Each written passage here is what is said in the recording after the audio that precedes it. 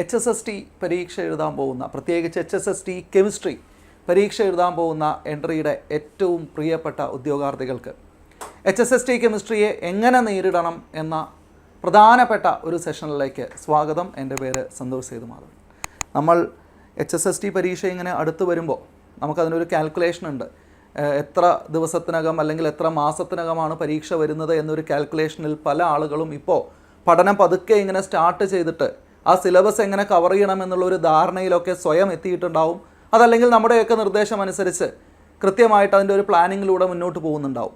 നമ്മളെ സംബന്ധിച്ച് HSST chemistry പരീക്ഷ എന്ന് പറയുന്നത് കഴിഞ്ഞ കുറേ കാലങ്ങളായിട്ട് നമ്മുടെ ജീവിതത്തിൻ്റെ ഒരു ഭൂരിഭാഗവും കെമിസ്ട്രി എന്ന് പറയുന്ന ഒരു സബ്ജക്റ്റിന് വേണ്ടി നീക്കിവെച്ച് ആ കെമിസ്ട്രി നമ്മുടെ ഗ്രാജുവേഷനായാലും പോസ്റ്റ് ഗ്രാജുവേഷനായാലും ഒക്കെ അതിനുവേണ്ടി പഠിച്ച് പിന്നെ നമ്മൾ അതിലൊരു ടീച്ചിങ് ക്വാളിഫിക്കേഷൻ കൂടെ എടുത്തിട്ട് നമ്മുടെ ലൈഫിൽ കിട്ടാൻ പോകുന്ന ഏറ്റവും വലിയ അച്ചീവ്മെൻ്റാണ് ഈ പറയുന്ന higher secondary school teacher in chemistry subject എന്ന് പറയുന്നത്.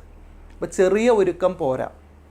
ഈ സംഗതികളൊക്കെ ഇതിനകത്ത് സിലബസിൽ HSST കെമിസ്ട്രിയുടെ സിലബസൊക്കെ ഇത് പഠിക്കാൻ തുടങ്ങിയ ആളുകൾ എന്തായാലും ഒരു തവണയെങ്കിലും എടുത്ത് നോക്കിയിട്ടുണ്ടാവും. ഈ സിലബസിലുള്ള കാര്യങ്ങളെല്ലാം നമ്മൾ നമ്മുടെ ഗ്രാജുവേഷനോ പോസ്റ്റ് ഗ്രാജുവേഷനോ വേണ്ടി പഠിച്ച കാര്യങ്ങളാണ്. ഒന്നും നമുക്ക് പുതുതല്ല. പക്ഷേ നമ്മൾ അവിടെ ഈ പറയുന്ന ഡിഗ്രിയോ PGയോ സെമസ്റ്റർ എക്സാം പാസ്സാവാൻ വേണ്ടി പഠിച്ച ഒരു രീതിയിൽ പോരാ നമുക്ക് ജോലി കിട്ടാൻ വേണ്ടി പഠിക്കാൻ. ജോലി കിട്ടാൻ വേണ്ടി നമ്മൾ പഠിച്ച കാര്യങ്ങളെ എക്സാമിനേഷൻ പോയിൻ്റ് ഓഫ് വ്യൂവിൽ എങ്ങനെയാണ് ഒരു ക്വസ്റ്റ്യൻ വന്നാൽ നമുക്ക് ആൻസർ ചെയ്യാൻ പറ്റുക എന്ന രീതിയിൽ നമ്മൾ മനസ്സിലാക്കി പഠിക്കണം. അതിനുവേണ്ടി ഉള്ള നമ്മുടെ HSST കെമിസ്ട്രി അതേപോലെ HSST ഫിസിക്സ് സബ്ജക്റ്റുകൾ ഇത് തമ്മിൽ ഒരുപാട് ഒരേപോലെയുള്ള സിലബസിലെ കണ്ടൻ്റ് ഉണ്ട്. സിലബസിൽ കുറേ കോമൺ ആയിട്ടുള്ള കാര്യങ്ങളുണ്ട്. അപ്പോൾ അത് രണ്ടും നമ്മൾ ഈ ഒരു സീരീസിൻ്റെ ഭാഗമായിട്ട് ഡിസ്കസ് ചെയ്യും. How to approach HSST chemistry, എങ്ങനെ നമ്മൾ പരീക്ഷയ്ക്ക് വേണ്ടി PSC പരീക്ഷയ്ക്ക് വേണ്ടി ഹയർ സെക്കൻഡറി സ്കൂൾ ടീച്ചർ ആവാനുള്ള പരീക്ഷയ്ക്ക് വേണ്ടി നമ്മുടെ സ്വന്തം നമ്മുടെ ഇഷ്ടമുള്ള നമ്മൾ പഠിച്ചു കഴിഞ്ഞ സബ്ജക്റ്റിനെ എങ്ങനെ സമീപിക്കണം എന്നുള്ളതിൻ്റെ ഭാഗമായി നമ്മൾ ഇന്ന് ഡിസ്കസ് ചെയ്യുന്നത് the very hot subject thermodynamics. Thermodynamics ഫിസിക്സിൻ്റെ അല്ലെങ്കിൽ കെമിസ്ട്രിയുടെ അല്ലെങ്കിൽ സയൻസിൻ്റെ ക്ലാസിക്കലായിട്ടുള്ള ബ്രാഞ്ചാണ്. 400 വർഷമായിട്ട് തെർമോഡൈനാമിക്സ് എന്ന് പറയുന്ന ബ്രാഞ്ച് ഇവിടെ ഉണ്ട്. ന്യൂട്ടൻ്റെ കാലം തൊട്ട് നമ്മുടെ ക്ലാസിക്കൽ ഫിസിക്സിൻ്റെ ഉത്ഭവം തൊട്ട് ബേസായിട്ട് നിൽക്കുന്ന ഫിസിക്സിൻ്റെയും കെമിസ്ട്രിയുടെയൊക്കെ ബേസായിട്ട് നിൽക്കുന്ന ചില സബ്ജക്റ്റുകളിൽ ബ്രാഞ്ചുകളിൽ ഏറ്റവും പ്രധാനപ്പെട്ടതാണ് തെർമോഡൈനാമിക്സ്. ഹീറ്റിൻ്റെ ഒഴുക്ക്, ഹീറ്റിൻ്റെ ചലനം, ഹീറ്റിൻ്റെ ഒരിടത്തുനിന്ന് മറ്റൊരിടത്തേക്കുള്ള ട്രാൻസ്ഫർ, ആ ട്രാൻസ്ഫറുമായിട്ട് ബന്ധപ്പെട്ട് ആ ട്രാൻസ്ഫർ ചെയ്യുന്ന വർക്ക് മെക്കാനിക്കൽ വർക്ക്, ഹീറ്റ് ഒരിടത്തുനിന്ന് മറ്റൊരിടത്തേക്ക് പോകുമ്പോൾ ആ സിസ്റ്റം എന്ത് വർക്ക് ചെയ്യും, ഇതുമായിട്ട് ബന്ധപ്പെട്ട് നമ്മൾ തെർമോഡൈനാമിക്സ് പഠിക്കാൻ തുടങ്ങിയിട്ട് ശരിക്കും ഹൈസ്കൂൾ കാലഘട്ടം മുതൽ പഠിക്കുന്നുണ്ട്. അന്ന് ഈ പേരൊന്നും വിളിച്ചിട്ടില്ല, തെർമോഡൈനാമിക്സ് എന്ന് പേരിട്ട് വിളിച്ചിട്ടില്ല. പക്ഷേ താപം, ഊഷ്മാവ്, ഹീറ്റ് ആൻഡ് ടെമ്പറേച്ചർ എന്നൊക്കെ പറഞ്ഞ് അവിടെ പഠിക്കുന്നുണ്ട്. അത് കഴിഞ്ഞ് നമ്മൾ ഈ പറയുന്ന തെർമോഡൈനാമിക്സിലേക്ക് വരുന്നത് +1 +2 കാലഘട്ടത്തിൽ NCERT കാലഘട്ടത്തിൽ തെർമോഡൈനാമിക്സിൻ്റെ ബേസൊക്കെ ക്ലിയർ ആക്കിയിട്ട് പിന്നെ നമ്മുടെ ഡിഗ്രിക്കും PGക്കും ഒക്കെ നമ്മൾ ഈ സബ്ജക്റ്റിൻ്റെ വിവിധ സ്പെഷ്യലൈസ്ഡ് ടോപ്പിക്കുകൾ പഠിച്ചിട്ടുണ്ട്. പക്ഷേ ഇതൊക്കെ നമ്മുടെ കയ്യിലുള്ളപ്പോഴും എക്സാമിന് നമുക്ക് എങ്ങനെയാണ് ചോദ്യം വരിക, അതാണ് നമ്മൾ പരിശോധിക്കാൻ പോകുന്നത്. നമ്മൾ ഇതിനകത്ത് തെർമോഡൈനാമിക്സ് മുഴുവൻ ഡിസ്കസ് ചെയ്യാനല്ല, പക്ഷെ നമ്മൾ പഠിച്ച കാര്യങ്ങളെ എങ്ങനെ ഉപയോഗപ്രദമാക്കാം എന്നുള്ള രീതിയിൽ നമ്മൾ ചില ക്വസ്റ്റ്യൻസ് എടുത്തിട്ടുണ്ട്. ആദ്യം ഞാൻ നമ്മുടെ HSST കെമിസ്ട്രി സബ്ജക്റ്റിൽ തെർമോഡൈനാമിക്സ് വരുന്ന ഭാഗം ഒന്ന് പരിചയപ്പെടുത്തുകയാണ് നിങ്ങളെ. സിലബസ് എല്ലാവരും എടുത്ത് നോക്കിയതാണ്. സിലബസിൽ ഫിസിക്കൽ കെമിസ്ട്രിയുടെ ഒരു 3 മൊഡ്യൂൾസ് ഉണ്ട്. 5 മാർക്ക് വീതമുള്ള ഒരു 3 മൊഡ്യൂൾസ് ഉണ്ട്. അതിൽ ഫിസിക്കൽ കെമിസ്ട്രിയുടെ ആദ്യ മൊഡ്യൂൾ 7, ഫിസിക്കൽ കെമിസ്ട്രിയുടെ ആദ്യ മൊഡ്യൂൾ, സിലബസിലെ മൊഡ്യൂൾ 7. ആ മൊഡ്യൂൾ 7ൻ്റെ ഒരു പാർട്ട്, ഇത് ഇനിയുണ്ട് കേട്ടോ താഴോട്ട്, ഈ ഒരു പാർട്ട് ഇത്രയും ഭാഗം തെർമോഡൈനാമിക്സ് ആണ്. ലോസ് ഓഫ് തെർമോഡൈനാമിക്സ് തുടങ്ങി entropy, Gibbs energy, Maxwell's relation, partial molar quantities, ഇങ്ങനെ 2 and 3 component system, face equilibria പോലെയുള്ള ഐഡിയാസൊക്കെ ഇതൊക്കെ വരുന്ന ഫിസിക്കൽ കെമിസ്ട്രിയുടെ ഭാഗമായിട്ടാണ് നമുക്ക് നമ്മുടെ തെർമോഡൈനാമിക്സ് പഠിക്കാനുള്ളത്. അപ്പോൾ ഇതിൻ്റെ base loss of thermodynamics, 0th law, 1st law, 2nd law, 3rd law ആദ്യം പഠിക്കുന്ന, ശരിക്കും അത് NCERT പണ്ട് +1 +2 പഠിക്കുമ്പോൾ പഠിക്കുന്നതാണ്. അതിൻ്റെ കുറച്ച് അഡ്വാൻസ്ഡ് രൂപത്തിൽ നമ്മൾ കാര്യങ്ങൾ ബേസിൽ നിന്ന് പഠിച്ചു പോകണം. എന്നിട്ട് ഓരോ സ്റ്റെപ്പായിട്ട് ഈ ടോപ്പിക്കുകളിലൂടെ കടന്നു പോകണം. ഓക്കെ, നമുക്കൊരു ചോദ്യം നോക്കാം. ഇനി സിലബസിൽ എന്തൊക്കെ ഉണ്ടെന്ന് നമുക്ക് മനസ്സിലായി. ഒരു ക്വസ്റ്റ്യൻ, ഒരു പ്രീവിയസ് ക്വസ്റ്റ്യൻ ആണ്. ചോദ്യം എല്ലാവരും വേണം വീഡിയോ ഒന്ന് പോസ് ചെയ്തിട്ടൊന്ന് കേട്ട് വായിച്ച് നോക്കി, 2-3 തവണ ഒന്ന് വായിച്ച് നോക്കി. നിങ്ങൾക്ക് ക്യാച്ച് ചെയ്യാൻ പറ്റുന്നുണ്ടോ? എന്താ തന്നിരിക്കുന്നത്? Heat Q is equal to 30 + 1T. പ്രത്യേകം ശ്രദ്ധിക്കണം, 30 + 1T. അപ്പോൾ ഒരു ഫംഗ്ഷനായിട്ടാണ് തന്നിരിക്കുന്നത്. അതിൽ T എന്താണെന്ന് പറയുന്നുണ്ട്. T is temperature. യൂണിറ്റ് തന്നിരിക്കുന്നത് കിലോ ജൂൾ. Q കിലോ ജൂളിൽ തന്നു എന്ന് പറഞ്ഞാൽ ഇതെന്താ? ഹീറ്റാണ്. ഹീറ്റിൻ്റെ equation Q is equal to 30 + 1T. 1T is T, 30 + T. Okay, ഞാനിവിടെ എഴുതാം. Q is equal to 30 + T. T എന്താ? ടൈം അല്ല, മാറിപ്പോരുത്, ടെമ്പറേച്ചർ ആണ് അവർ പ്രത്യേകം പറയുന്നുണ്ട്. If the system does 2 kJ/K of work. ഈ ഒരു സിസ്റ്റം, ഈ ഹീറ്റ്, ഇത്രയും ഹീറ്റിൻ്റെ ഫംഗ്ഷൻ ആണിത്, ഹീറ്റിൻ്റെ വാല്യൂ അല്ല. ഹീറ്റിൻ്റെ ഫംഗ്ഷൻ എന്ന് പറയാൻ കാര്യം Q is defined on T. ക്യൂവിനെ ടെമ്പറേച്ചറിൽ ഡിഫൈൻ ചെയ്തിരിക്കുവാണ്. ആ ടെമ്പറേച്ചറിൻ്റെ വാല്യൂ മാറും തോറും ക്യൂവിൻ്റെ വാല്യൂ മാറും. അപ്പോൾ നമുക്ക് തന്നിരിക്കുന്ന ഒരു ഫംഗ്ഷനാണ്, ഹീറ്റിൻ്റെ ഒരു ഫംഗ്ഷൻ ഇക്വേഷനാണ് നമുക്ക് തന്നിരിക്കുന്ന mathematical function which depends on temperature value. അതവിടെ ഇരിക്കട്ടെ. എന്നിട്ട് പറയുന്നത് if the system does 2 kJ/K of work, what is the increase in the internal energy per degree of temperature? നോക്കിയേ, what is the increase in internal energy per degree of temperature? അപ്പോൾ എന്തൊക്കെ connect ചെയ്യണം നമ്മളിവിടെ ഈ question വായിക്കുന്ന സമയത്ത്? ഒന്ന്, internal energy, പിന്നെ work done by the system, പിന്നെ ഹീറ്റ്. ഈ 3 വാക്കുകൾ നമ്മുടെ തെർമോഡൈനാമിക്സിന് ഉള്ളിലുള്ളതാണ്, നമ്മൾ പഠിക്കുന്നതാണ്. ഈ 3 എണ്ണം കണക്ട് ചെയ്തിട്ട് നമ്മൾ ഈ ക്വസ്റ്റ്യൻ ആൻസർ ചെയ്യുമ്പോൾ either -1, 0, 1 അല്ലെങ്കിൽ cannot be found. ഇത് ശരിക്കും നമുക്കൊരു പണിയാണ്. ചിലപ്പോൾ ചെയ്തിട്ട് നമുക്ക് അറിയില്ലെങ്കിലും ഉത്തരം കിട്ടില്ല. അപ്പോൾ നമ്മൾ വിചാരിക്കും ഉത്തരവില്ല, അപ്പോൾ cannot be foundലേക്ക് പോകും. എന്നാൽ ഇതിന് ഉത്തരമുണ്ട് കേട്ടോ. cannot be found അല്ല, ഇതിന് ആൻസർ ഉണ്ട്. ചെയ്യാൻ പറ്റൂ. ചെയ്യണമെങ്കിൽ നമ്മൾ ഏത് കാര്യം ആലോചിച്ച് നോക്കണം? നമ്മൾ തെർമോഡൈനാമിക്സിൽ പഠിച്ച ഏത് കൺസെപ്റ്റ് ആലോചിച്ച് നോക്കണം? ഈ 3 പേരെ കണക്ട് ചെയ്യാൻ നമ്മൾ എന്തെങ്കിലും പഠിച്ചിട്ടുണ്ടോ? ക്ഷമിക്കണം, ഹീറ്റ്, വർക്ക്, ഇൻറ്റേർണൽ എനർജി, ഈ 3 പേരെ കണക്ട് ചെയ്യാൻ നമ്മൾ എന്തെങ്കിലും പഠിച്ചിട്ടുണ്ടോ? ഫസ്റ്റ് ലോ ഓഫ് തെർമോഡൈനാമിക്സ് നമ്മുടെ ഓർമ്മയിലേക്ക് കൊണ്ടുവരിക. ഫസ്റ്റ് ലോ ഓഫ് തെർമോഡൈനാമിക്സ്, അവിടെ നമ്മൾ ഇതിനെ കണക്ട് ചെയ്യാനായിട്ട് നമ്മൾ പഠിച്ചിട്ടുണ്ട്. ഇതിൽ ഞാനതിവിടെ ആ ഒരു നമ്മൾ പഠിച്ച കാര്യം ഒന്ന് ഓർത്തെഴുതാം. Q is equal to U + W. ഇങ്ങനെ നമ്മൾ പഠിച്ചിട്ടുണ്ടോ? ഇതൊന്നെങ്കിൽ ഇങ്ങനെ എഴുതിയിട്ടുണ്ടാവും, അല്ലെങ്കിൽ ΔQ, കാരണം ചേഞ്ച് ഇൻ ഹീറ്റ് എന്നുള്ള അർത്ഥത്തിൽ ΔQ is equal to ΔU + ΔW ഇങ്ങനെ എഴുതിയിട്ടുണ്ടാവും. ഏതോർത്താലും പ്രശ്നമല്ല, രണ്ടും ഒന്ന് തന്നെയാണ്. എന്താണ്? ഒരു സിസ്റ്റത്തിലേക്ക് നമ്മൾ ഹീറ്റ് കൊടുക്കുന്നു. അതാണ് ഇത്, ഹീറ്റ് കൊടുക്കുന്നു. ആ ഹീറ്റ് ആ സിസ്റ്റത്തിൽ എന്തൊക്കെയായിട്ട് മാറുന്നു? U is internal energy, work, W is work. എന്ന് വെച്ചാൽ നമ്മളൊരു സിസ്റ്റത്തിന് ഹീറ്റ് കൊടുത്താൽ, ആ സിസ്റ്റം എന്ന് പറയുന്ന ഒരു ക്ലോസ്ഡ് സിസ്റ്റം ആണെന്ന് വിചാരിക്കുക. ഇതുപോലെ ഇങ്ങനെ ഒരു സിസ്റ്റം, ഒരു സിറിഞ്ച് പോലെ ഇങ്ങനെ ഒരു സിസ്റ്റം. ആ സിറിഞ്ചിന് ഇങ്ങനെ ഒരു പിസ്റ്റൺ ഉണ്ടാവില്ലേ? ഇങ്ങനെ ഒരു പിസ്റ്റൺ ഇരിക്കുന്ന പോലെ ഒരു പിസ്റ്റൺ ഇരിക്കുന്നുണ്ടെന്ന് വിചാരിക്കുക. അപ്പോൾ ഈ ഒരു സിസ്റ്റത്തിലേക്ക് നമ്മളൊരു ഹീറ്റ് കൊടുത്തു കഴിഞ്ഞാൽ ഹീറ്റ് എക്സ്ചേഞ്ച് നടക്കുന്ന സിസ്റ്റമാണ്. ഹീറ്റ് എക്സ്ചേഞ്ച് നടക്കുന്ന സിസ്റ്റം എന്ന് പറഞ്ഞാൽ അപ്പോൾ നമ്മുടെ മനസ്സിൽ വരണം നമ്മൾ പഠിച്ച കാര്യം, this is a closed system. എന്താണ്? മാറ്റർ പുറത്തേക്ക് പോവില്ല, ഹീറ്റ് എക്സ്ചേഞ്ച് മാത്രം നടക്കുമെങ്കിൽ this is a closed system. ഈ ക്ലോസ്ഡ് സിസ്റ്റത്തിലേക്ക് ഹീറ്റ് കൊടുക്കുമ്പോൾ that heat will either increase its internal energy or the system will do some work. Idea clear അല്ലേ? പറഞ്ഞത് മനസ്സിലായില്ലേ? ഈ കൊടുക്കുന്ന ഹീറ്റ് വെച്ച് ഒന്നെങ്കിൽ ഇൻറ്റേർണൽ എനർജി ഇൻക്രീസ് ചെയ്യും, അല്ലെങ്കിൽ എന്ത് ചെയ്യും? ഈ ഇരിക്കുന്ന പിസ്റ്റണെ അങ്ങോട്ട് തള്ളും. പിസ്റ്റണെ അങ്ങോട്ട് തള്ളുക എന്ന് പറഞ്ഞാൽ it will do some work. ആ വർക്കിനെയാണ് പ്രഷർ വോളിയം വർക്ക് എന്ന് വിളിച്ചിട്ടുള്ളത്. അപ്പം ഞാൻ ഈ പറയുന്നത് നമ്മുടെ ആ തെർമോഡൈനാമിക്സിൻ്റെ ഓർമ്മയിലേക്ക് നിങ്ങളെ കൊണ്ടുവരാനാണ്. ഈ ക്വസ്റ്റ്യൻ്റെ ആൻസർ ചെയ്യാൻ വേണ്ട കാര്യത്തിലേക്ക് നമുക്ക് വരാം, പക്ഷേ ആ ക്വസ്റ്റ്യൻ ആൻസർ ചെയ്യുന്നതിൻ്റെ ഒപ്പം കൺസെപ്റ്റ് ഒക്കെ നമ്മൾ പഠിക്കണം. ഓക്കെ, അപ്പോൾ അതായത് ഒരു സിസ്റ്റത്തിലേക്ക് ഹീറ്റ് കൊടുക്കുമ്പോൾ ആ ഹീറ്റ് 2 കമ്പോണൻ്റ് ആയിട്ട് മാറും. ഇൻറ്റേർണൽ എനർജി ഇൻക്രീസ് ചെയ്യാം, അല്ലെങ്കിൽ വർക്ക് ചെയ്യാം, രണ്ടും കൂടി ചെയ്യാം. കുറച്ചു ഭാഗം ഇൻറ്റേർണൽ എനർജി ഇൻക്രീസ് ചെയ്യാനും കുറച്ചു ഭാഗം വർക്ക് ചെയ്യാനും ഉപയോഗിക്കാം. അതുകൊണ്ടാണ് ഈ ഇക്വേഷൻ എഴുതിയത്. And this is nothing but the first law of thermodynamics. Idea clear അല്ലേ? അപ്പോൾ ഫസ്റ്റ് ലോ ഓഫ് തെർമോഡൈനാമിക്സാണ് പറയുന്നത്. എന്താ പറയുന്നത്? Heat provided to A system or the change of heat will convert to internal energy or it will do some work എന്ന് കൃത്യമായിട്ട് പറയുന്നത്.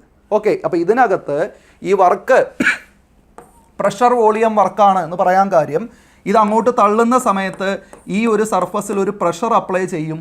അപ്പോൾ ഇത് പുറകോട്ട് നീങ്ങുമ്പോൾ വോളിയത്തിന് ചേഞ്ച് ഉണ്ടാവും. അതാണ് delta V. Pressure into delta V ചെയ്ത് കഴിഞ്ഞാൽ കിട്ടുന്നത് വർക്കാണ്. ഓക്കെ, പ്രഷർ ഇൻറ്റു വോളിയം നമുക്ക് വർക്കാണ് കിട്ടുന്നത്. So this is A pressure volume work എന്ന് മനസ്സിലാക്കുക. ഇതാണ് ഇവിടെ നടക്കുന്ന പ്രോസസ്സ്. ശരി, ഇതിൽ നിന്ന് നമുക്ക് നമ്മുടെ ആൻസറിലേക്ക് എങ്ങനെ വരാം? അപ്പോൾ ഇത് പറഞ്ഞ കൂട്ടത്തിൽ ഞാനൊരു വാക്ക് പറഞ്ഞിരുന്നു, ഇതൊരു ക്ലോസ്ഡ് സിസ്റ്റം എന്ന് പറഞ്ഞിരുന്നു. Closed system.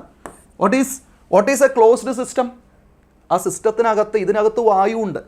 വായു പുറത്തേക്ക് പോവില്ല, വായു പുറത്തേക്ക് പോകുന്നില്ല, മാറ്റർ പുറത്തേക്ക് പോകുന്നില്ല, പക്ഷേ ഹീറ്റിനകത്തേക്ക് വരാൻ പുറത്തേക്ക് പോവാം.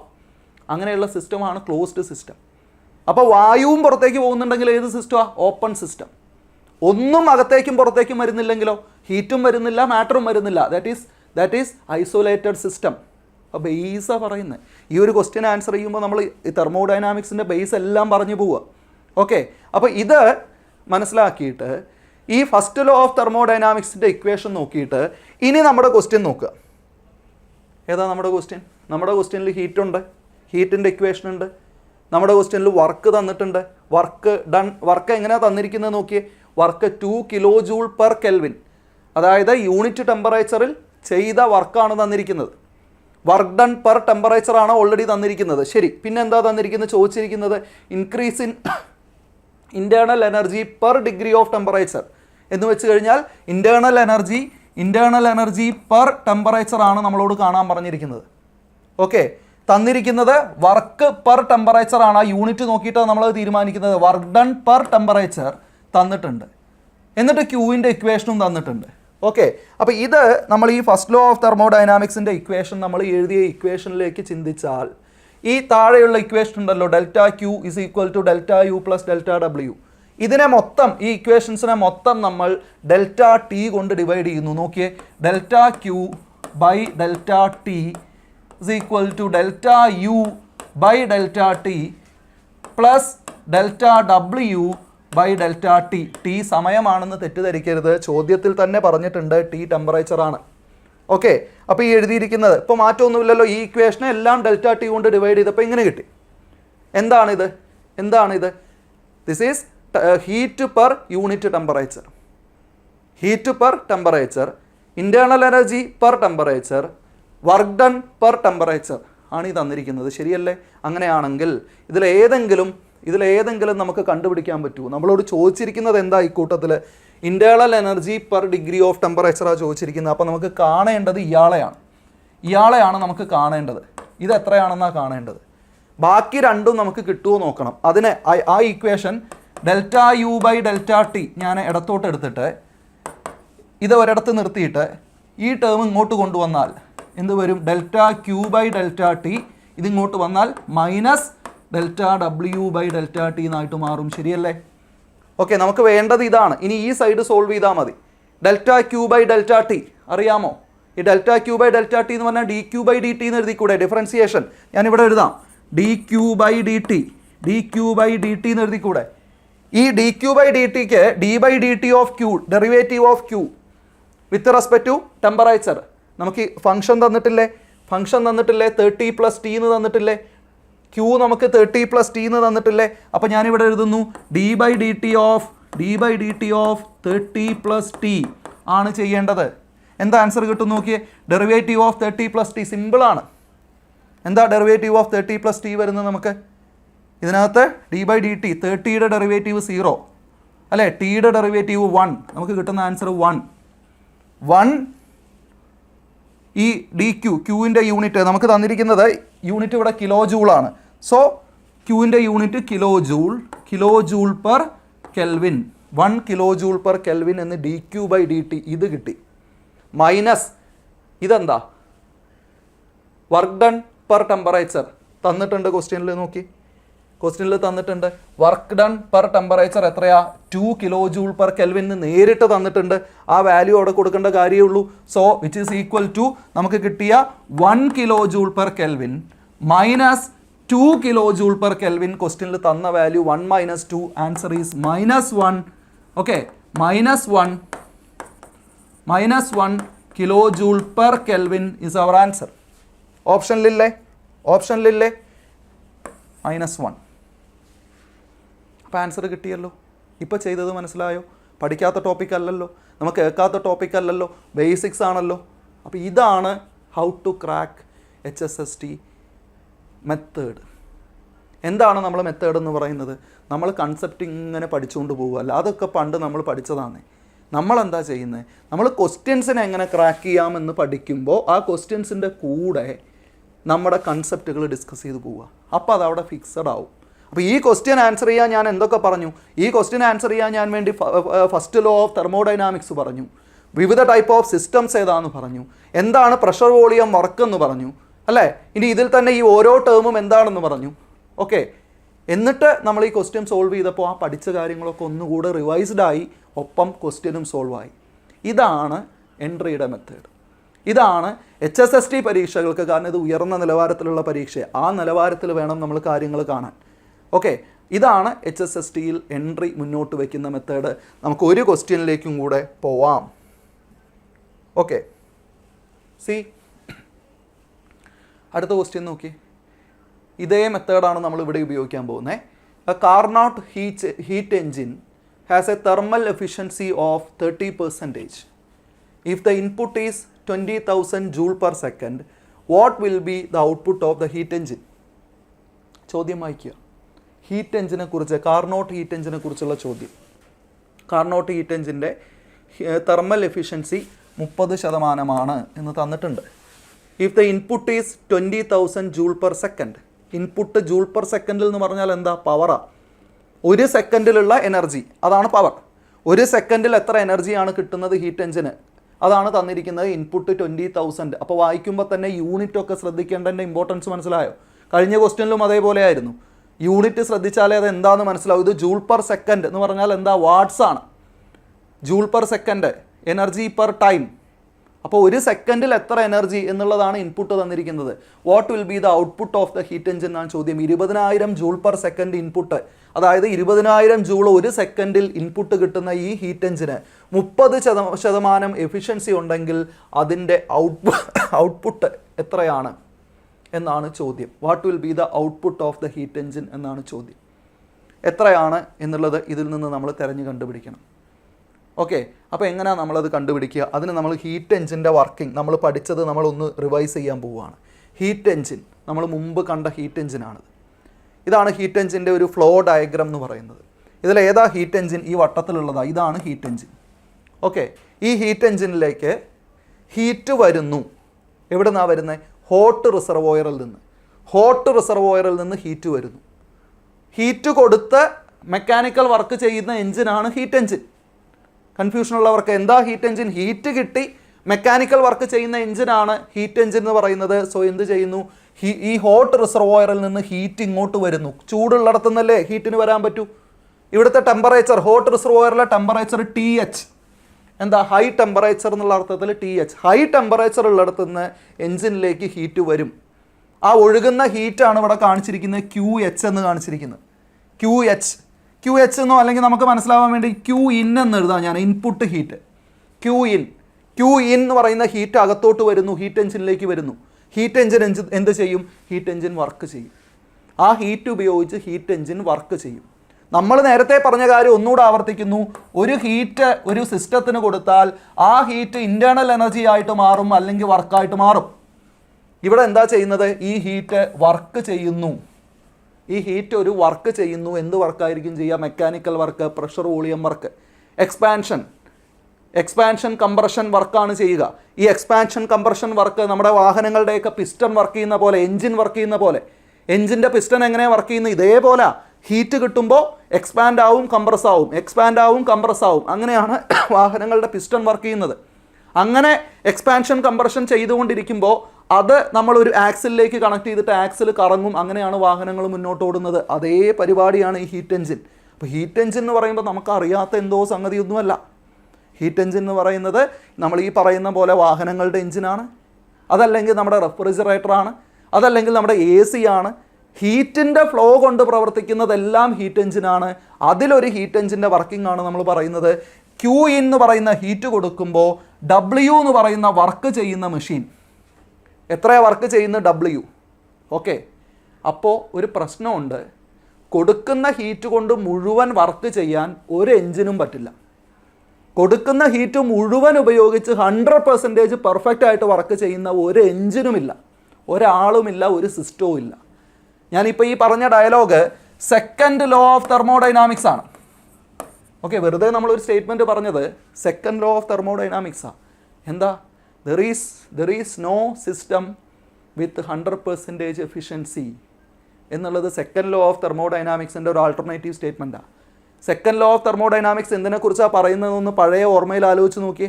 ഫസ്റ്റ് ലോ ഓഫ് തെർമോഡൈനാമിക്സ് പറയുന്നത് ഇൻറ്റേർണൽ എനർജിയെക്കുറിച്ച്, സെക്കൻഡ് ലോ ഓഫ് തെർമോഡൈനാമിക്സ് പറയുന്നത് എൻട്രോപ്പിയെക്കുറിച്ച്.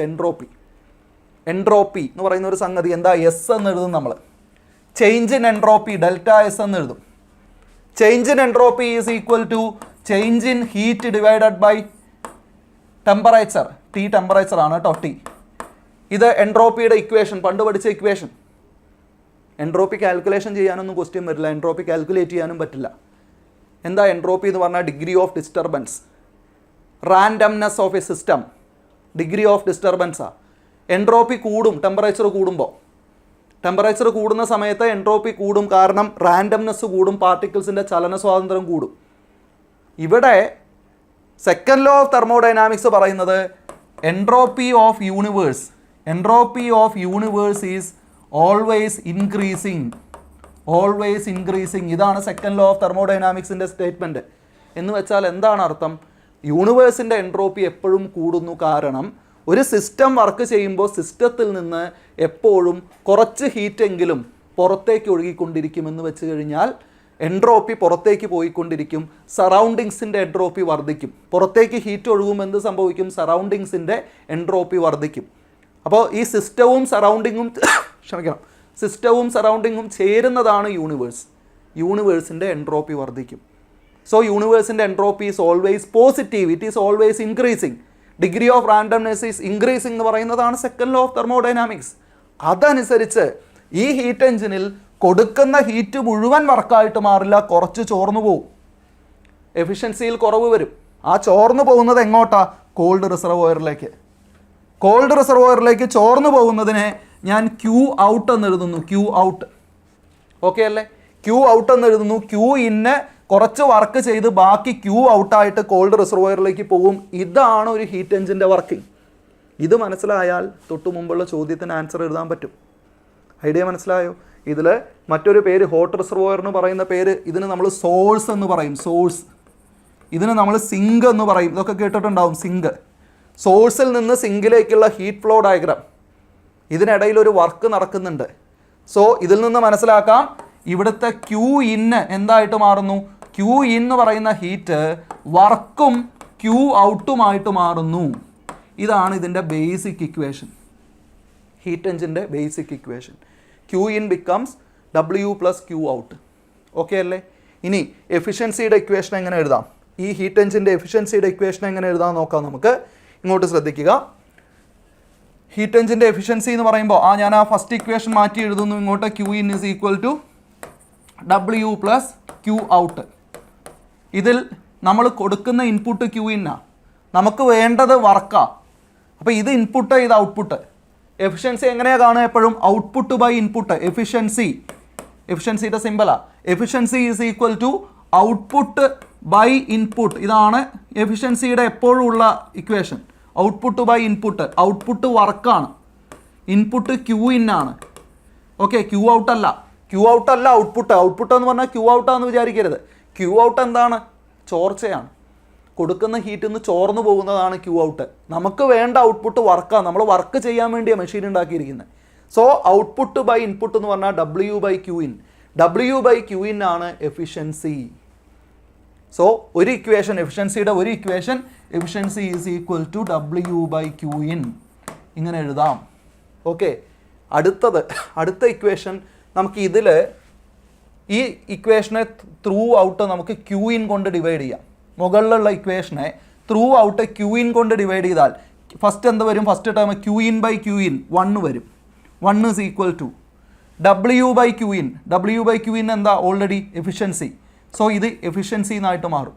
Qout/Qin അവിടെ plus Qout/Qin.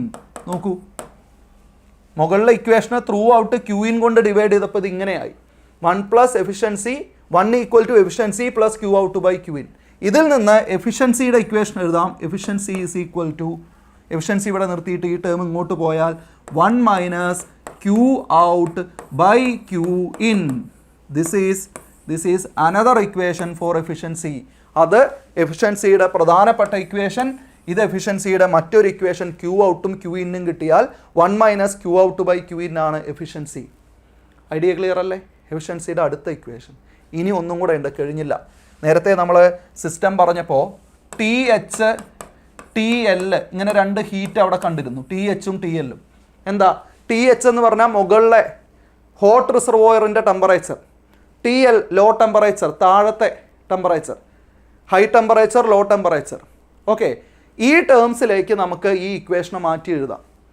Four a Carnot engine, for a reversible engine, എല്ലാ എൻജിനും പറ്റില്ല, റിവേഴ്സിബിൾ എൻജിൻ. എന്താ റിവേഴ്സിബൾ എൻജിൻ? ഈ പ്രോസസ്സ് അങ്ങോട്ടും ഇങ്ങോട്ടും റിവേഴ്സ് ചെയ്യാൻ പറ്റും നമുക്ക്. കാർനോട്ട് എൻജിൻ ഒരു റിവേഴ്സിബിൾ എൻജിനാണ്. For a reversible engine Qin/Qout is equal to TH/TL. ഇങ്ങനെ ഒരു റിലേഷൻഷിപ്പ് ഉണ്ട്. റിവേഴ്സിബിൾ ആയിട്ടുള്ള എൻജിന് Qin/Qout TH/TL ആണ്. ഹീറ്റ് വരുന്നതാണ് Qin. എവിടുന്നാണ് വരുന്നത്? TH ഉള്ളിടത്തുനിന്ന്. ഹീറ്റ് എങ്ങോട്ടാണ് പോകുന്നത്? Qout എങ്ങോട്ടാണ് പോകുന്നത്? TL-ലോട്ട്. അപ്പോൾ ഇങ്ങനെ Qin/Qout is equal to TH/TL എന്ന് പറഞ്ഞ റിലേഷൻഷിപ്പ് ഉണ്ട്. അത് ഇവിടെ കൊടുത്താൽ എഫിഷ്യൻസിയുടെ equation efficiency is equal to 1 minus TL/TH. ശരിയല്ലേ? TL/TH. ഇത് എഫിഷ്യൻസിയുടെ അടുത്ത ഇക്വേഷൻ. ഈ 3 ഇക്വേഷനും അറിഞ്ഞിരിക്കണമെങ്കിലേ പ്രോബ്ലം സോൾവ് ചെയ്യാൻ പറ്റൂ. കാരണം ക്വസ്റ്റ്യനിൽ ചിലപ്പോൾ നമുക്ക് ഒരു ടെമ്പറേച്ചർ തരും, ഇൻപുട്ട് ഹീറ്റ് തരും, എന്നിട്ട് നമ്മളോട് വർക്ക് ഡണ്ണിൻ്റെ വാല്യൂ തന്നിട്ട് എഫിഷ്യൻസി കാണാൻ പറയും, അല്ലെങ്കിൽ Qout കാണാൻ പറയും. എഫിഷ്യൻസി തന്ന് Qout കാണാൻ പറയും. അപ്പോൾ ഇതിൽ ഏത് ടേമും Qout, Qin, TL, TH, efficiency, work done, ഇതിലേതും ക്വസ്റ്റ്യന് ചോദിക്കാം. കാർനോട്ട് എഞ്ചിൻ്റെ ബാക്കി 2-3 വാല്യൂസ് തന്നിട്ട് മറ്റത് ചോദിക്കാം. അപ്പോൾ നമ്മൾ ഈ ഐഡിയ ആണ് അവിടെ പ്രയോഗിക്കേണ്ടത്. ഈ ഐഡിയ പ്രയോഗിക്കാൻ വേണ്ടി ഈ കാര്യങ്ങൾ ഡിസ്കസ് ചെയ്തപ്പോൾ ഇപ്പോൾ നമ്മൾ എന്തൊക്കെ പറഞ്ഞെന്നറിയാമോ? ഒന്ന് ആലോചിച്ച് നോക്കിയേ. ഇത് ഏത് നിയമം വെച്ചാണ് നമ്മൾ ഈ എൻജിൻ പ്രവർത്തിപ്പിക്കുന്നത്? ഈ ഒരു കാർനോട്ട് എൻജിൻ നമ്മൾ പ്രവർത്തിപ്പിക്കുന്നത് ഏത് നിയമം വെച്ചാണ്? ഇതിലേക്ക് ഹീറ്റ് കൊടുക്കുന്നു, അതൊരു വർക്ക് ചെയ്യുന്നു, അത് ഫസ്റ്റ് ലോ ആണ്. ഓക്കെ, എന്നാൽ അതിൽ നിന്ന് ചോർച്ച വരുന്നു, എഫിഷ്യൻസി റെഡ്യൂസ് ചെയ്യുന്നു 100% നിന്ന്, അത് സെക്കൻഡ് ലോ ഓഫ് തെർമോഡൈനാമിക്സ് ആണ്. എല്ലാം ഇവിടെ ഉണ്ട്. ഇനി നമ്മുടെ ക്വസ്റ്റ്യനിലേക്ക് വീണ്ടും തിരിച്ചു പോവാം. കൺസെപ്റ്റ് നമ്മുടെ കയ്യിൽ റെഡിയായി. ഇനി ക്വസ്റ്റ്യൻ ആൻസർ ചെയ്യാം. കാർനോട്ട് ഹീറ്റ് എഞ്ചിൻ്റെ തെർമൽ എഫിഷ്യൻസി 30%. ഇൻപുട്ട് 20,000 J/s ആണ്. What will be the output of the heat engine എന്നാണ് ചോദ്യം. അപ്പോൾ ഈ ക്വസ്റ്റ്യനിൽ നമ്മൾ വായിക്കുന്ന സമയത്ത് ഇൻപുട്ട് ഹീറ്റ് തന്നിട്ടുണ്ട്, ഔട്ട്പുട്ട് ചോദിച്ചാൽ നമ്മൾ നേരത്തെ പറഞ്ഞു ഹീറ്റ് എഞ്ചിൻ്റെ ഔട്ട്പുട്ട് അതിൻ്റെ വർക്കാണ്. നമ്മൾ കണ്ടുപിടിക്കേണ്ടത് വർക്കാണ്, ഒരിക്കലും എന്തല്ല ഹീറ്റ് ഔട്ട്പുട്ട് അല്ല, അത് ലീക്കേജാണ്. അപ്പോൾ ഇവിടുത്തെ ഔട്ട്പുട്ട് എന്ന് പറഞ്ഞാൽ വർക്ക് ഡണ്ണാണ് നമ്മൾ കണ്ടുപിടിക്കേണ്ടത്. അപ്പോൾ നമ്മൾ എഫിഷ്യൻസിയുടെ ഏത് ഇക്വേഷൻ ഉപയോഗിക്കണം? നമ്മൾ എഫിഷ്യൻസിയുടെ ഒന്നും ആലോചിച്ച് നോക്കിയാൽ 3 ഇക്വേഷൻ നമ്മുടെ കയ്യിലുണ്ട്. Efficiency is equal to work done by Qin നമ്മുടെ കയ്യിലുണ്ട്. ഒന്ന്, efficiency is equal to 1 minus Qout/Qin നമ്മുടെ കയ്യിലുണ്ട്. പിന്നെ efficiency is equal to 1 minus TL/TH നമ്മുടെ കയ്യിലുണ്ട്. ഇത് നമുക്ക് തന്നിരിക്കുന്നത് Qin തന്നിട്ടുണ്ട്, എഫിഷ്യൻസി തന്നിട്ടുണ്ട്. W കണ്ടുപിടിക്കാൻ പറഞ്ഞാൽ ഫസ്റ്റ് ഇക്വേഷൻ മതി. ഓക്കെ, പക്ഷേ പല സന്ദർഭത്തിലും ഈ ക്വസ്റ്റ്യനിൽ വാല്യൂസ് മാറ്റി തരുമ്പോൾ ഇതൊക്കെ നമുക്കിവിടെ ഉപയോഗിക്കേണ്ടതായിട്ട് വരും. നേരെ ഫസ്റ്റ് ഇക്വേഷനിൽ വാല്യൂ കൊടുത്താൽ എഫിഷ്യൻസി 30% എന്ന് പറഞ്ഞാൽ 0.3 എന്ന് എഴുതണം. അതൊന്നും തെറ്റിക്കരുതേ.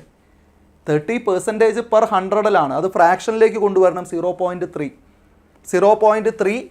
Equal to W by Q in 20,000 എന്ത് കിട്ടും നമുക്ക്? ഇതിങ്ങോട്ട് ക്രോസ് മൾട്ടിപ്ലൈ ചെയ്താൽ മതി. W is equal to 0.3 into 20,000 which is equal to എത്രയാണ്? 6,000 joule per second. 6,000 joule per second. ഈ ജൂൾ പെർ സെക്കൻഡ് പവറാണ്, ഞാൻ വീണ്ടും പറയുന്നു. ഇപ്പോൾ നമ്മൾ കണ്ടുപിടിച്ചത് എഞ്ചിൻ്റെ പവറാണ്. ഓക്കെ, സെക്കൻഡിലുള്ള എനർജി ആ രീതിയിൽ മനസ്സിലാക്കാൻ. Joule per second is watts. Joule per second എന്ന് പറയുന്ന യൂണിറ്റ് എന്താ? വാട്ട്സ് ആണ്. 6,000 വാട്ട്സ്. 6,000 വാട്ട്സ്. ക്ലിയർ അല്ലേ? അപ്പോൾ നമ്മളിപ്പോൾ എന്താ ചെയ്തത്? നമ്മൾ ഹീറ്റ് എഞ്ചിൻ്റെ പ്രോബ്ലം സോൾവ് ചെയ്തത് തെർമോഡൈനാമിക്സിലെ കൺസെപ്റ്റുകളെല്ലാം പറഞ്ഞിട്ടാണ്. ഫസ്റ്റ് ലോ, സെക്കൻഡ് ലോ എല്ലാം പറഞ്ഞിട്ടാണ്. ഓക്കെ, ഇനി ഞാൻ അതിൽ അഡീഷണലി ഒരു വിവരം കൂടെ ചേർക്കട്ടെ. ഹീറ്റ് എഞ്ചിൻ പറഞ്ഞപ്പോൾ നമ്മളൊരു എക്സ്പാൻഷൻ കംപ്രഷനെ കുറിച്ച് പറഞ്ഞില്ലേ? ഒരു സിസ്റ്റത്തിലേക്ക് ഹീറ്റ് കൊടുക്കുമ്പോൾ system will expand and compress എന്ന് പറഞ്ഞില്ലേ?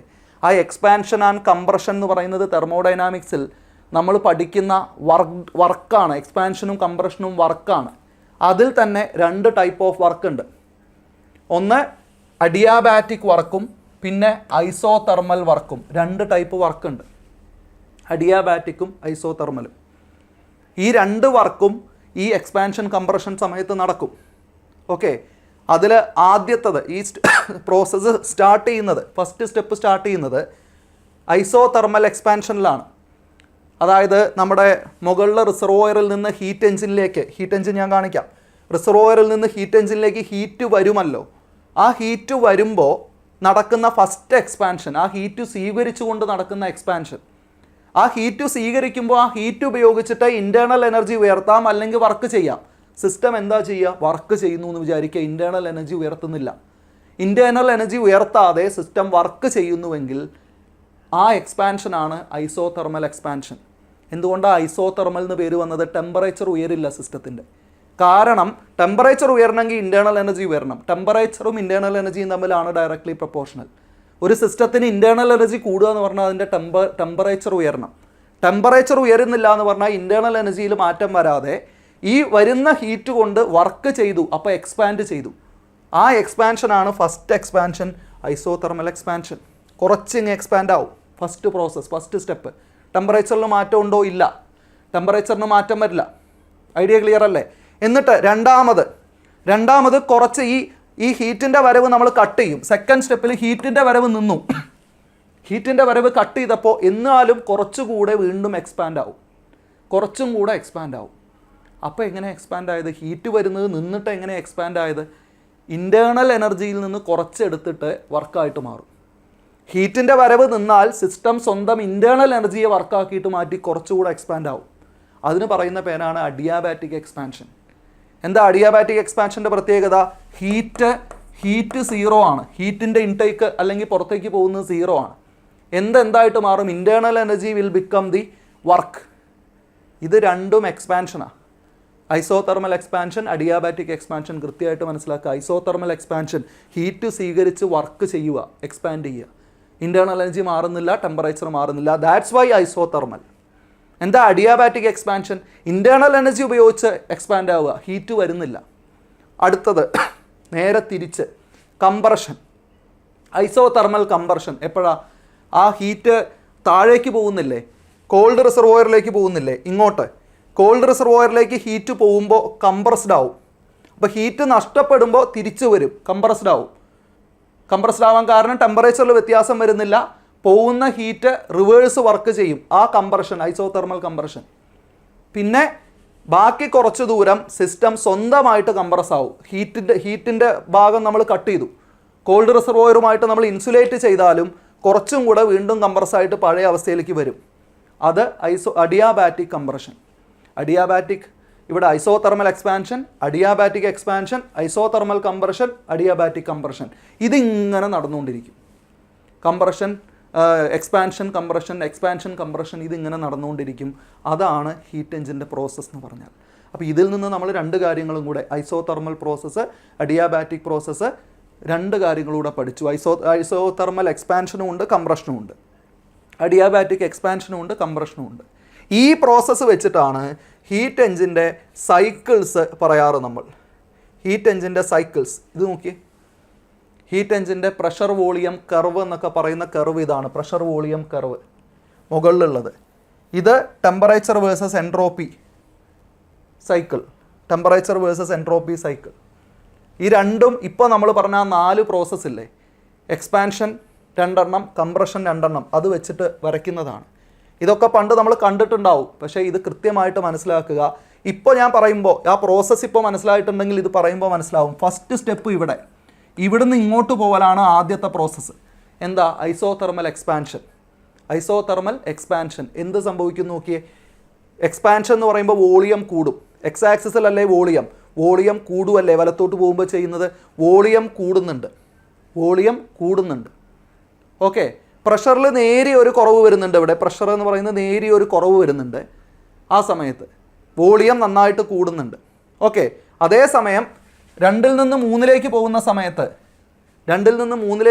സമയത്ത് വോളിയം ചെറിയ രീതിയിൽ കൂടുന്നുണ്ട്, പ്രഷർ നല്ല രീതിയിൽ താഴുന്നുണ്ട്.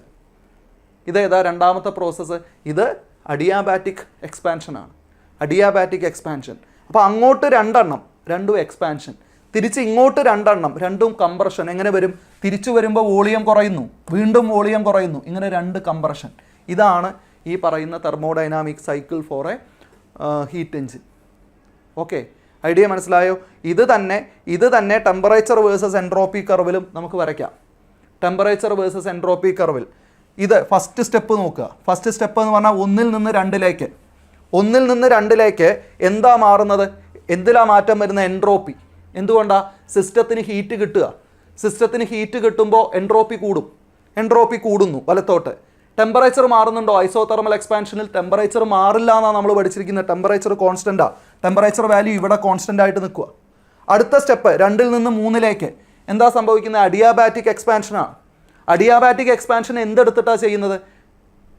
ഇൻറ്റേർണൽ എനർജി ഉപയോഗിച്ചിട്ടാണ് അഡിയാബാറ്റിക് എക്സ്പാൻഷൻ എന്ന് പറഞ്ഞു. അപ്പോൾ എന്ത് സംഭവിക്കും? ടെമ്പറേച്ചർ കുറയും. ഇൻറ്റേർണൽ എനർജി വർക്കായിട്ട് മാറിയാൽ ടെമ്പറേച്ചർ കുറയും. നോക്കൂ, ടെമ്പറേച്ചർ താഴുന്നു ഇവിടെ. പക്ഷേ എൻട്രോപ്പിക്ക് മാറ്റമൊന്നുമില്ല. എന്താ കാരണം? പുതിയ എനർജി ഒന്നും വന്നിട്ടില്ല, അകത്തുള്ള എനർജി തന്നെ ഉപയോഗിച്ചത്. അപ്പോൾ എൻട്രോപ്പിക്ക് മാറ്റമില്ല, ടെമ്പറേച്ചർ താണു. നേരെ തിരിച്ചു വരുമ്പോൾ എന്ത് സംഭവിക്കും? ഇത് ഐസോതെർമൽ കംപ്രഷൻ. അപ്പോൾ എൻട്രോപ്പി കുറയും, ടെമ്പറേച്ചറിന് മാറ്റമൊന്നുമില്ല. ടെമ്പറേച്ചറിന് മാറ്റമില്ലാതെ നടക്കുന്ന പ്രോസസ്സാണ് ഐസോതെർമൽ പ്രോസസ്സ്. ലാസ്റ്റ് സ്റ്റെപ്പ് തിരിച്ചിങ്ങോട്ട് വരുന്ന സമയത്ത്, അഡിയാബാറ്റിക് കംപ്രഷൻ നടക്കുന്ന സമയത്ത് എൻട്രോപ്പി നിൽക്കും, ടെമ്പറേച്ചർ കൂടും. എങ്ങനെ ടെമ്പറേച്ചർ കൂടുന്നത്? ആ സമയത്ത് നടക്കുന്നത് തിരിച്ച് ഇൻറ്റേർണൽ എനർജി ആയിട്ട് മാറും. കംപ്രസ്ഡ് ആവുമ്പോൾ എന്താ സംഭവിക്കുന്നത്? ആ വർക്ക് തിരിച്ച് ഇൻറ്റേർണൽ എനർജി ആയിട്ട് മാറും. ഒരു സിസ്റ്റത്തെ കംപ്രസ് ചെയ്താൽ work done on A system that will store as an energy, internal energy. ഒരു വർക്ക് ഒരു സിസ്റ്റത്തിൽ ചെയ്താൽ അത് അതിൻ്റെ ഇൻറ്റേർണൽ എനർജി ആയിട്ട് സ്റ്റോർ ആവുമെന്ന് നമ്മൾ പഠിക്കുന്നുണ്ട്. Work done by a system അതെന്തായിട്ട് മാറും? Work done by a system will become, അതിൻ്റെ ഇൻറ്റേർണൽ എനർജി കുറയും.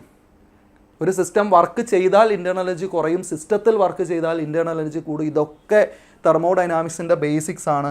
ഇത്തരം ബേസിക്സ് ഡിസ്കസ് ചെയ്താണ് നമ്മൾ HSSTയെ നേരിടുന്നത്. നമ്മൾ ചുമ്മാ കുറേ നമുക്ക് ഡിഗ്രിയിലും PGക്കും +1 +2 ഒക്കെ കിട്ടിയ ക്ലാസ്സുകളാണ്. ഇതൊന്നും നമുക്ക് വീണ്ടും അതേപോലെ ക്ലാസ്സുകളായിട്ട് ഡിസ്കസ് ചെയ്യുന്നത് എക്സാമിനേഷൻ പോയിന്റ് ഓഫ് വ്യൂ അല്ല. How we approach HSST. V R approaching HSST like this. ഒരു ക്വസ്റ്റ്യൻ, ആ ക്വസ്റ്റ്യനിൽ നമ്മൾ എല്ലാ കൺസെപ്റ്റും അപ്ലൈ ചെയ്ത് അങ്ങനെ നമ്മളൊരു 100, 500, 1000 ക്വസ്റ്റ്യൻ ചെയ്താൽ തന്നെ HSST നമ്മുടെ കയ്യിലേക്ക് ഇങ്ങ് പോരും. അപ്പോൾ നമ്മളുണ്ടാവും ഇതേ പ്രോസസ്സുമായിട്ട്, ഇതേ അപ്രോച്ചുമായിട്ട് HSST കെമിസ്ട്രിയോടൊപ്പം ഫിസിക്കൽ കെമിസ്ട്രി ടോപ്പിക്കുകൾ ഡിസ്കസ് ചെയ്യാനും മറ്റുമൊക്കെ ആയിട്ട് ഇതുപോലെയുള്ള നമ്മുടെ പ്രോബ്ലംസ് ആൻസർ ചെയ്ത് കൺസെപ്റ്റുകൾ ക്ലിയർ ആക്കാനായിട്ട് നിങ്ങളോടൊപ്പം നമ്മളുണ്ടാവും. എൻട്രി കഴിഞ്ഞ HSA പരീക്ഷ, LP UP പരീക്ഷ പോലെയുള്ള പരീക്ഷകൾക്കൊക്കെ നടത്തിയ ഓൺലൈൻ വിപ്ലവം, റാങ്കുകൾ വാരിക്കൂട്ടിക്കൊണ്ട് നടത്തിയ ഓൺലൈൻ വിപ്ലവം HSSTയിലൂടെയും നമുക്ക് ഒരുമിച്ച് ആവർത്തിക്കണം. എല്ലാവരും താഴെയുള്ള ലിങ്കിൽ എൻട്രിയുടെ ക്ലാസ്സുകളെക്കുറിച്ചുള്ള HSST കോഴ്സുകളെക്കുറിച്ചുള്ള ഡീറ്റെയിൽസ് നിങ്ങൾക്ക് കിട്ടും. താഴെ കാണിക്കുന്ന നമ്പറിൽ എൻട്രിയുടെ മെൻറ്റേഴ്സുമായിട്ടൊക്കെ നിങ്ങൾക്ക് ബന്ധപ്പെട്ട് കോഴ്സിൻ്റെ ഡീറ്റെയിൽസ് അന്വേഷിക്കാം. വീണ്ടും കാണാം. This is Santhosh Sethumadhavan signing off this time on behalf of entry. Thank you very much.